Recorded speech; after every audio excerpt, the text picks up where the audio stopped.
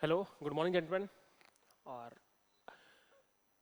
विद्या plus के online platform पे आपका स्वागत है।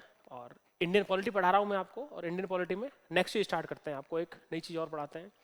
हमने अब तक दो तीन टॉपिक्स कवर करे हैं अलग अलग। आपको ऑर्डिनेंस पढ़ाया है, आपको जो रिट्स पढ़ाई हैं, आपको राज्यसभा लोकसभा को बताया था। और अब पढ़ाते हैं अपन, जो अगली चीज़ करते हैं वो है आपके इमरजेंसी प्रोविजंस जो हैं उनको कवर करते हैं अपन,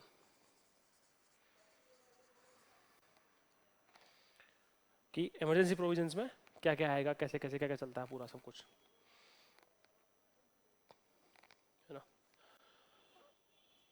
वैसे इमरजेंसी प्रोविजंस पढ़ने से पहले एक बार राज्यसभा और लोकसभा पढ़ लेते हैं पूरा, मतलब वो ज़्यादा बेटर ऑप्शन है। एक बार अच्छे से पूरा, कि राज्यसभा लोकसभा कैसे काम कर रही है, कैसे क्या है वो सब चीज़ें, तो आपको एक रफली आइडिया रहेगा कि दो जो हैं वो कैसे कैसे काम कर रहे हैं, दोनों का काम क्या है, फंक्शनिंग क्या है, और बिल्स कैसे आते हैं, मतलब बिल पास कैसे होते हैं, वो सब चीज़ कैसे काम करती हैं।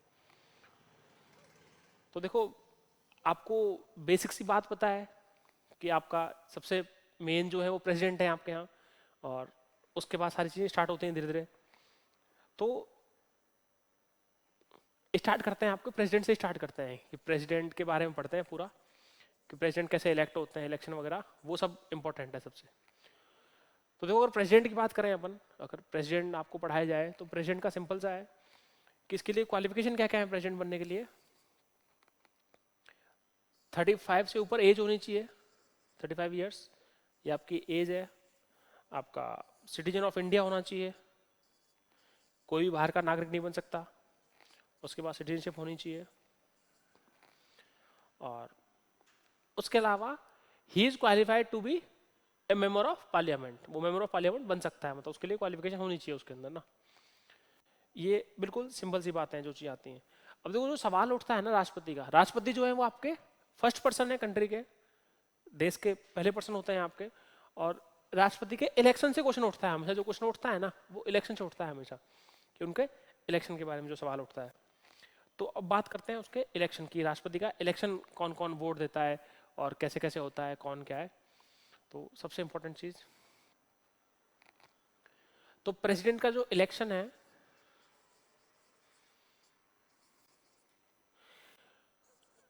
तो प्रेसिडेंट को इलेक्ट कौन करता है, आपका एक एक इलेक्टोरल कॉलेज होता है,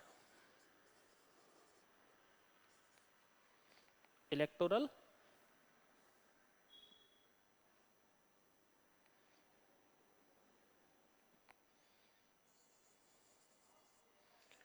कॉलेज। इलेक्टोरल कॉलेज में कौन कौन होगा, यानी प्रेसिडेंट को वोट कौन कौन करता है, सिंपल सी बात।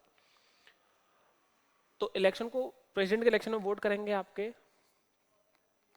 देखो, एमपी वोट करते हैं आपके, और आपके एमएलए वोट करते हैं। ये दोनों वोट करते हैं, एमपी और एमएलए जितने भी हैं। यानी कि सिंपल सा कहने का मतलब है, राष्ट्रपति के अंदर, चुनाव के अंदर जितने भी लोग होंगे, इसमें जितने भी इलेक्टेड मेंबर्स ऑफ पार्लियामेंट, जो भी इलेक्टेड है, तो एक तो इलेक्टेड मेंबर्स वोट करेंगे इसमें सारे, और एमएलए भी जो इलेक्टेड हैं वो सारे सारे कर रहे होते हैं इसमें। एमएलए इसमें सारे कर रहे होते हैं। और दूसरी चीज, आपके सारे स्टेट्स के एमएलए प्लस आपके दिल्ली और पुडुचेरी, इन दो स्टेट्स के एमएलए भी वोट कर रहे होते हैं इसको, राष्ट्रपति के चुनाव के लिए। मैं बात कर रहा हूँ वोट कौन कौन करता है इनको। तो ऑल दी इलेक्टेड एमपीज, जितने भी इलेक्टेड एमपी हैं। अब फंडा ये होता है कि सर इलेक्टेड और नॉमिनेटेड का मतलब क्या है, तो आपको एक ब्रीफ में एक चीज समझा देते हैं, एक सिंपल सी उसमें, कि जो आपकी एक ही अपनी राज्यसभा है, ये आपकी लोकसभा है।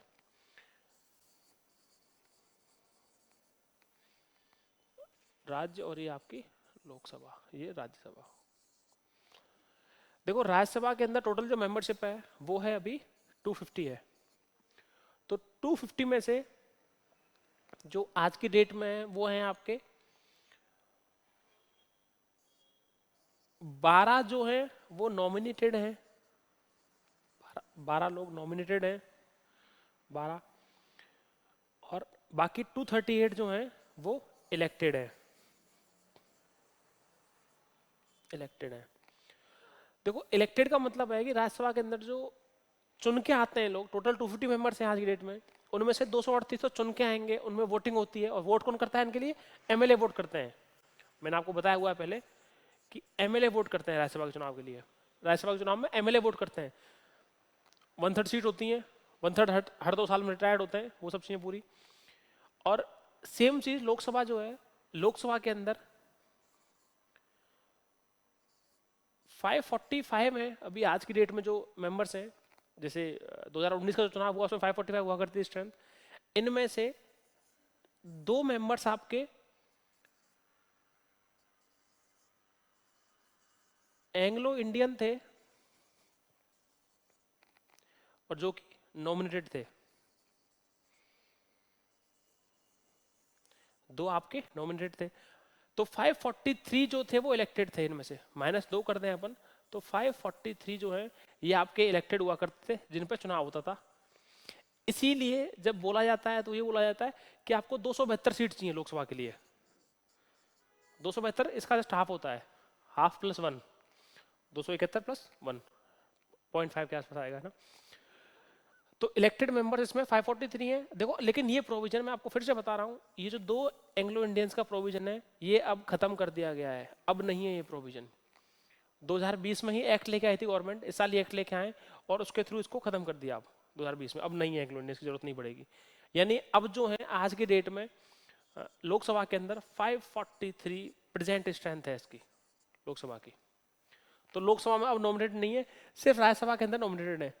नॉमिनेट दोनों ही प्रेसिडेंट करता है। इन 12 को भी, ये जो 12 लोग हैं ये भी, और ये 2 भी प्रेसिडेंट करता है। ये 12 में वो लोग हैं जैसे आपने सुना होगा आपके सचिन तेंदुलकर को बनाया था तो वो राज्यसभा से सांसद थे।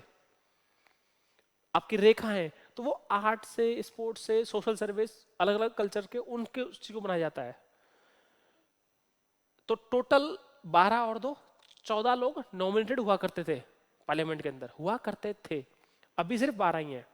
तो एक लेवल पे समझ में आया नॉमिनेटेड कौन से हैं और वो सब। सेम चीज जैसे आपके 2 एंग्लो इंडियन पार्लियामेंट में हुआ करते थे, वैसे ही एक एंग्लो इंडियन आपका स्टेट्स में हुआ करता था, प्रोविजन था, बट वो भी खत्म कर दिया अभी। 2 एंग्लो इंडियन और 2 एंग्लो इंडियन पार्लियामेंट में और 1 एंग्लो इंडियन आपका स्टेट्स में, दोनों प्रोविजन खत्म कर चुके हैं वो। तो अब जो है वो नहीं होते हैं, सिंपल सा। तो अपन अब वापस आते हैं अपने पे, जो आपका अपन इलेक्शन पढ़ रहे थे। तो सारे इसमें इलेक्टेड मेंबर्स करेंगे। देखो नॉमिनेटेड नहीं करेंगे इसमें वोट ना, सिंपल सी बात। और सारे सारे एमएलए वोट करेंगे। इन सबके वोट का प्रोपोर्शन अलग अलग होता है राष्ट्रपति के लिए, यानी वेटेज जो है वो अलग अलग होता है। क्योंकि एमपी जो है वो बड़े क्षेत्र को चुनाव करते हैं, रिप्रेजेंट करते हैं, एमएलए उसके कंपैरेटिवली कम को करते हैं। इनका मिला के इलेक्टोरल कॉलेज बनता है और वो वोट करता है और उसके थ्रू इसमें वोटिंग होती है और सिलेक्शन होता है। देखो इसमें जो एक सिस्टम यूज करते हैं इलेक्शन में राष्ट्रपति के, वो करते हैं प्रोपोर्शनल रिप्रेजेंटेशन।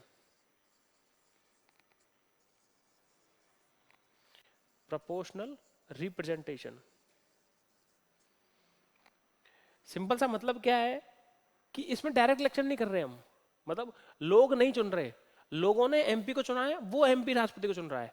तो एक प्रोपोर्शन है, उसका रिप्रेजेंटेशन कोई और कर रहा है और उसके थ्रू हो रहा है वो। सिंपल सी बात है ना, जो यहाँ पे हो रहा होता है। अब आते हैं बात जो इसके बाद आगे चीज आती है आपकी कि इसके उसमें होता क्या है, मतलब बेसिकली जो सिस्टम है आपका, उस सिस्टम में बेसिकली होगा क्या, है ना, कि राष्ट्रपति चुनाव होता कैसे है, वो सब चीजें हैं वो जो है। प्लस दूसरी एक टर्म सुनी होगी आपने, प्रोपोर्शनल रिप्रेजेंटेशन होता है एक तो इसमें, दूसरा है सिंगल ट्रांसफरेबल वोट, जो आपने कई बार सुना होगा। इसका मतलब समझ में नहीं आता कि मतलब क्या है। इसका सिंपल सा मतलब है सिंगल ट्रांसफरेबल वोट और प्रोपोर्शनल रिप्रेजेंटेशन। प्रोपोर्शनल रिप्रेजेंटेशन आपको बता दिया मैंने कि आपने सांसद को चुना, सांसद आपके लिए राष्ट्रपति चुन रहा है, आपने एमएलए को चुना, एमएलए आपके लिए राष्ट्रपति चुन रहे हैं, बिल्कुल बेसिक सा। अब देखो इसमें क्या होता है सिंगल ट्रांसफरेबल वोट में, यानी कि जो राष्ट्रपति के चुनाव की प्रक्रिया है वो इस तरह बनाई गई है कि उसमें आपको दोबारा चुनाव नहीं करवाना पड़े। एक सिस्टम होता है सिंगल ट्रांसफरेबल वोट का, एक होता है first past the post system. अब first past the post system जो है उसमें क्या होता है, बेसिकली क्या चल रहा होता है, जैसे आपको बताता हूं मैं। मान लो 2 लोग खड़े हैं, 2 3 4 लोग, कितने भी लोग खड़े हैं, मतलब ए बी सी, ये 3 लोग खड़े हुए हैं फॉर एग्जांपल, मान लो ये तीनों आपके कैंडिडेट्स हैं। अपन पढ़ रहे हैं first pass the post system, बता रहा हूँ, उसके बाद ये पढ़ते हैं फिर पूरा, क्योंकि आपको सबको समझ में आना चाहिए तभी मतलब है, बाकी मतलब, और इसीलिए भैया जितने भी स्टूडेंट्स हैं थोड़ा सा पेशेंस रखा करो, आपको एंड में जाके सब कुछ समझ में आएगा, क्योंकि हमारा पर्पज आपको बताने का ही है। ऐसा नहीं है कि टाइम पास करना है और निकल गए आगे, और आप भी वो नहीं किया करें, मतलब अगर करना है तो पूरा अच्छे से एक बार देख लें। 3 लोग अगर पढ़ रहे, 3 लोग अगर कैंडिडेट हैं उसके, जो चुनाव लड़ रहे हैं उसका, जैसे मान लो एमएलए का चुनाव लड़ रहे हैं, टोटल वोट्स पड़े मान लिया जाए आपके 1000 वोट,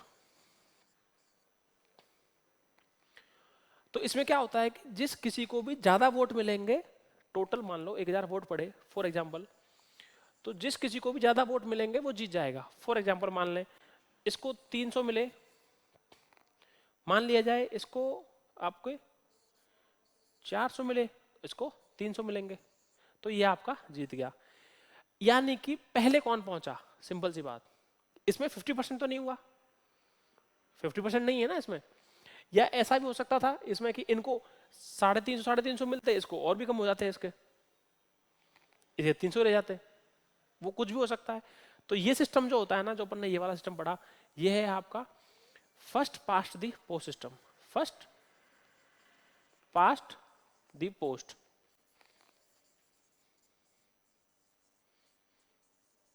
फर्स्ट पास्ट दी पोस्ट सिस्टम मतलब बिल्कुल बेसिक सी बात, जो पहले पहुंच गया, डजेंट मैटर 50% उसने अचीव किए नहीं किए, कोई फर्क नहीं पड़ता। बट अगर अपन बात करें आपके प्रेसिडेंट चुनाव की, तो प्रेसिडेंट जो इलेक्शन है ना, उसमें क्या है, जिस किसी को भी जो भी कैंडिडेट है उसमें से जो कोई भी पहले 50% प्लस वोट अचीव कर लेगा, यानी 50% से प्लस जैसे ही वोट्स उसको अचीव हो जाएंगे, उसको जीता हुआ घोषित मानते हैं। देखो वहां ऐसा नहीं था, आप डिफरेंस समझें इस चीज को, वहां क्या था, जो पहले पहुंच गया, जिसको ज्यादा वोट मिले वो जीत जाएगा। यहाँ ऐसा नहीं है। अब इसको प्रैक्टिकली समझते हैं होता कैसे है, ये आपके सामने इस चीज को प्रैक्टिकल समझाते हैं। मान लीजिए 4 कैंडिडेट हैं, ए बी सी डी, इस तरह। अब देखो जो राष्ट्रपति चुनाव होता है उसमें ऐसा होता है बेसिकली कि आपको एक कागज का टुकड़ा दिया जाता है। मान लीजिए 4 कैंडिडेट, 4 जनरल नहीं होते, 3 ही होते हैं कैंडिडेट, तो खैर जनरली जो है वो 3 ही होते हैं, 2 ही होते हैं वैसे तो, लोगों को पता होता है मतलब। अब मान लो 3 कैंडिडेट है, तो आपको तीनों में प्रेफरेंस देनी होती है अपनी, कि फर्स्ट प्रेफरेंस जो है मैं ए को दे रहा हूँ, सेकंड प्रेफरेंस सी को है, थर्ड प्रेफरेंस मेरी सी बी को है। जितने भी लोग वोट करते हैं राष्ट्रपति चुनाव में, वो सब लोग अपनी प्रेफरेंस दे रहे होते हैं। यानी आपको एक कागज का टुकड़ा मिलेगा, इस टुकड़े पे आपकी प्रेफरेंस लिखी होती है, फर्स्ट, सेकंड और आपकी थर्ड। तो ये आप किस किस तरह किस किस को दे रहे हो, फर्स्ट सेकंड थर्ड कैसे कैसे दे रहे हो आप, जो मैटर करता है चीजें वो इस तरह मैटर करती हैं, ये जो है आपके लिए। अब इसको यहां करते हैं लागू, मान लो जैसे मान लीजिए एक ने वोट दिया, तो जब जो पहले राउंड की गिनती हो रही है, मान लीजिए पहले राउंड की गिनती चल रही है, उसमें फर्स्ट प्रेफरेंस को मिले 30% वोट, मान लिया जाए 30% मिले इसको, यानी पहले राउंड में फर्स्ट प्रेफरेंस 30% मिल रही है इसको, इसको मान लो 40 मिल रही है, इसको मान लो 30 मिल रही है दोबारा से। तो कोई भी इंसान को 50% नहीं मिले तो वोटिंग दोबारा नहीं कराएंगे, तो फर्स्ट प्रेफरेंस गिनती हो चुकी है। अब गिनती करेंगे सेकंड प्रेफरेंस की, कि लोगों ने सेकंड टाइम में किसको प्रेफरेंस दी है। अब मान लिया जाए इसको सेकंड टाइम में जो है सेकंड प्रेफरेंस जो है वो, इसको किसी ने 40 दी थी, इसको मान लो 5 मिली, फॉर एग्जाम्पल मान सकते हैं अगर 5 ही मिली, इसको जो है इनको जो है वो 5 दी, और इनको 5 दी किसी ने, और इनको जो है मतलब, लेकिन 5 में तो नहीं होगा ना, इनको 9 दी और इनको जो है, लेकिन 51 देनी पड़ेगी फिर।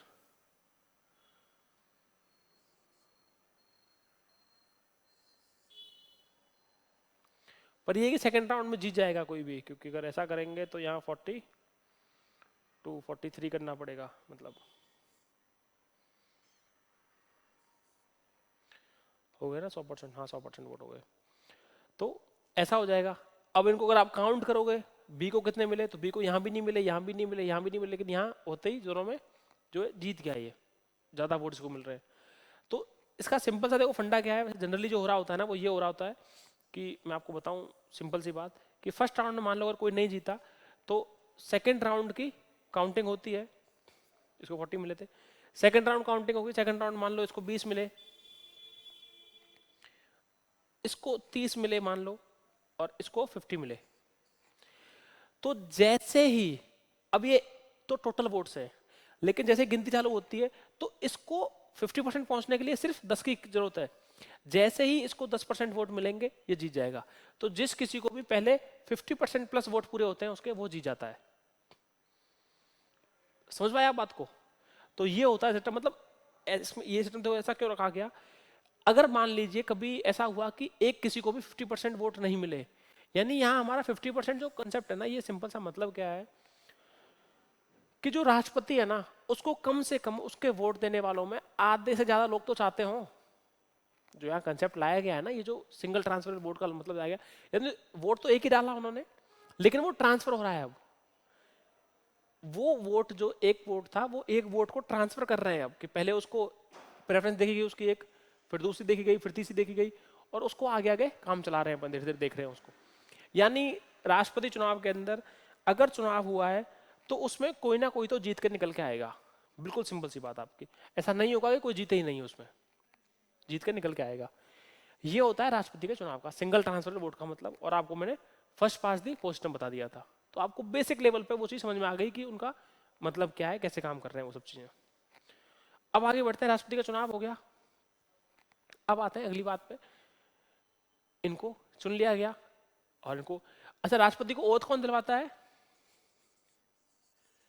राष्ट्रपति को ओथ कौन दिलवाता है? राष्ट्रपति को ओथ दिलवाएगा आपका CGI, chief justice of India, जो है आपका सुप्रीम कोर्ट के जो चीफ जस्टिस होते हैं, मुख्य न्यायाधीश सुप्रीम कोर्ट के, वो उसको ओथ दिलवाते हैं। ओथ मतलब शपथ दिलवाते हैं इनको, राष्ट्रपति को। अब आती बात, ये अपना जो रेजिग्नेशन है वो किसको देंगे? तो राष्ट्रपति जो रिजाइन करता है अपना,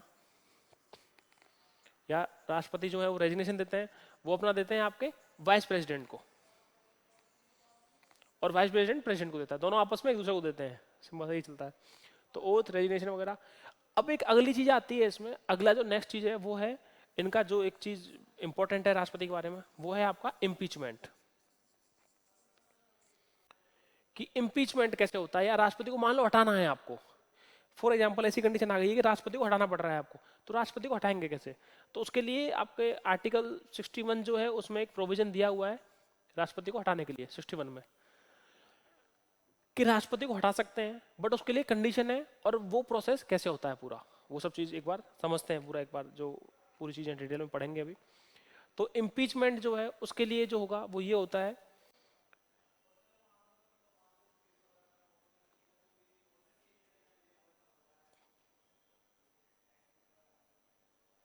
है ना? तो इनको हटाने के लिए जो आर्टिकल है आपका 61, इस 61 के लिए आपकी जो सिंपल चीजें काम आती हैं वो इतनी सी हैं कि जो आपके काम आएगा अभी। तो इसके लिए एक चीज दे रखी है कि कंडीशन क्या क्या है। देखो इम्पीचमेंट जो है वो एक तो राष्ट्रपति का होता है, एक जजेस का होता है, सुप्रीम कोर्ट और हाई कोर्ट के दोनों के जजेस का। जो इम्पीचमेंट वर्ड है ना, ये आपका एक तो यूज होता है प्रेसिडेंट के लिए, एक यूज होता है आपके जजेस के लिए। लेकिन जजेस कौन कौन से? सुप्रीम कोर्ट और हाई कोर्ट दोनों, supreme court plus high court दोनों। देखो साथ में पढ़ने में ये बेनिफिट होता है, एक बार में साथ साथ पढ़ लो उस चीज को, क्योंकि ऐसा नहीं है जुडिशरी पूरी पढ़ेंगे तो उस टाइम तो बताएंगे ये सब कुछ चीजें, बट आपको कंपेरेटिव होती है हमेशा पढ़ाई जो होती है, और आपको ज्यादा बेटर समझ में आ रहा होता है। अब इनके लिए कंडीशंस हैं, इनके लिए कंडीशंस हैं। वो कंडीशन क्या क्या है? इसके लिए तो कंडीशन है आपकी, जो राष्ट्रपति के लिए एक है और इनके लिए दो हैं। राष्ट्रपति के लिए तो है देखो violation of constitution, violation of constitution, है ना? इनके लिए कंडीशन क्या है? एक तो है पहली इनकैपेसिटी, और एक है आपकी प्रूव्ड मिसबिहेवियर।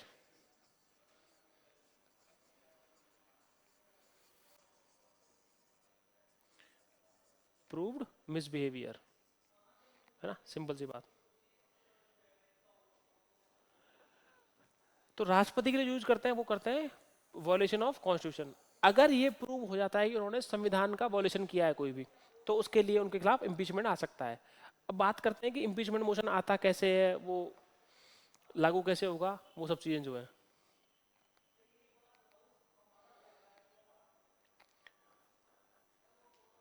अब इम्पीचमेंट के लिए सेम वापस वहीं आते हैं आपके राज्यसभा लोकसभा में। देखो इम्पीचमेंट जो मोशन है, राष्ट्रपति को हटाने की प्रक्रिया चल रही है, इसको महाभियोग बोलते हैं हिंदी में। इम्पीचमेंट के लिए महाभियोग बोलते हैं इसको। आपके राज्यसभा और लोकसभा दोनों में से किसी में भी आ सकता है ये। इसका कोई मैंडेट नहीं है कि ये लोकसभा में ही आएगा या राज्यसभा में आएगा, क्योंकि राष्ट्रपति दोनों के लिए जिम्मेदार है। राष्ट्रपति दोनों का हेड है, दोनों मतलब पार्लियामेंट का हेड है, ऑब्वियसली पूरे देश का हेड है आपके का ना। तो राज्यसभा या लोकसभा दोनों में मोशन आ सकता है। बट सिंपल सी बात जो कंडीशन है वो ये कि राज्यसभा के अंदर 50 लोग और लोकसभा के अंदर 100 लोग, 100 मेंबर्स। अगर इतने लोग इसके लिए प्रस्ताव देते हैं, मोशन लेके आते हैं, जैसे ही इंपीचमेंट लेके आएंगे तो उसके लिए कंडीशन है कि उन्हें 14 डेज का नोटिस देना पड़ता है। उन्हें 14 डेज नोटिस देना पड़ेगा और उस 14 डेज नोटिस में बताना पड़ेगा कि हम आपके खिलाफ महाभियोग लेके आ रहे हैं, आपके खिलाफ इंपीचमेंट मोशन लेके आ रहे हैं राष्ट्रपति के खिलाफ। राष्ट्रपति को बताना पड़ेगा उसमें, और उसके बाद वो शुरू हो सकता है। उसके बाद एक कमेटी बनाई जाती है, जो भी अगर लोकसभा में लाए तो लोकसभा का स्पीकर बनाएगा, और राज्यसभा में लाए तो राज्यसभा का चेयरमैन बनाएगा। जो भी उस टाइम अथॉरिटी है वहां, हेड जो है उसका सदन का, तो वो जो हेड है वो तय करता है कि इसमें से दोनों की ही कंडीशंस में, कि लोकसभा और राज्यसभा दोनों ही कंडीशन जो तय करेगा, वो तय सिंपल सा ये कर रहा होता है कि इसको लिया जाए या नहीं लिया जाए, एडमिट किया जाए या नहीं किया जाए। अगर वो परमिशन देता है कि एडमिट किया जाए, देन एडमिट किया जाएगा। और आपके 2/3 मेजोरिटी, ये सबसे इंपॉर्टेंट बात है इसमें, कि 2/3 मेजोरिटी से पास कराना पड़ेगा उसको, 2/3 मेजोरिटी से पास कराना पड़ेगा। उसके बाद हम उसके खिलाफ उसको हटा सकते हैं, राष्ट्रपति को। तो उसके लिए जो सिंपल प्रोविजन है हटाने का, 14 डेज नोटिस याद रखना है अपने को, सबसे बड़ी चीज, कि जो 14 डेज नोटिस आएगा उसके बाद ही आ सकता है, नहीं तो वो नहीं ला सकते, फिर वो इनवैलिड हो जाएगा। और इसके लिए जुडिशियल मेंबर्स होते हैं, वो इसकी चेक करते हैं कि जो वायलेशन ऑफ कॉन्स्टिट्यूशन बोला गया है, वो वायलेशन ऑफ कॉन्स्टिट्यूशन हो रहा है या नहीं हो रहा। और अगर वो हो रहा है तो फिर 2/3 मेजोरिटी इसको पास कर देते हैं। लेकिन एक इंपॉर्टेंट बात अपने को याद रखनी है, वो ये कि दोनों हाउस से, Rajya Sabha as well as Lok Sabha, इन दोनों से पास होना चाहिए वो सेपरेटली इंडिविजुअल लेवल पे। राज्यसभा से अलग होना चाहिए, लोकसभा से अलग होना चाहिए। जब दोनों से पास हो जाएगा उसके बाद उसको अपन राष्ट्रपति के खिलाफ महाभियोग पारित माना जाएगा और राष्ट्रपति को इम्पीचमेंट हो जाएगा उनका। आज तक, अभी तक के इतिहास में, इंडियन गवर्नमेंट के इतिहास में, इंडियन जो संविधान है अपना, कॉन्स्टिट्यूशन है, उसके इतिहास में किसी भी राष्ट्रपति को इम्पीचमेंट नहीं किया गया, आज तक भी नहीं किया गया। आपको एक सिंपल सी बात, अगर इनकेस कभी सवाल आ जाए तो, कभी भी नहीं किया गया किसी को भी, इम्पीचमेंट मोशन भी नहीं आया किसी के खिलाफ भी, राष्ट्रपति के खिलाफ कभी भी नहीं आया है। तो आपको सिंपल सी, ये उनके राष्ट्रपति के, जो मैंने आज आपको कोशिश की है समझाने की, वो ये कि वो चुनाव कैसे होता है, उनका इलेक्शन कैसे है और उनको हटाते कैसे हैं। ये दो बेसिक चीजें अपन ने आज कवर करने की कोशिश की है, उनका इलेक्शन और उनको हटाने का प्रोसेस, दोनों पूरा राष्ट्रपति के बारे में। सिर्फ बहुत छोटा टॉपिक है, और इनकेस कुछ समझ में नहीं आए तो आप क्वेरी कर सकते हो, क्वेरी रेज कर देना है इसमें, और कमेंट बॉक्स में डाल देना जो भी क्वेरीज हो आपकी, इनकेस कुछ भी होता है। और ये बहुत बेसिक सी बात जो आपको समझाने की कोशिश की गई है। नेक्स्ट टाइम कुछ और पढ़ेंगे आपको, और नई कोई चीज़ पढ़ाएंगे पर्टिकुलर, उसमें कुछ नया टॉपिक होगा कुछ भी। Okay, thank you.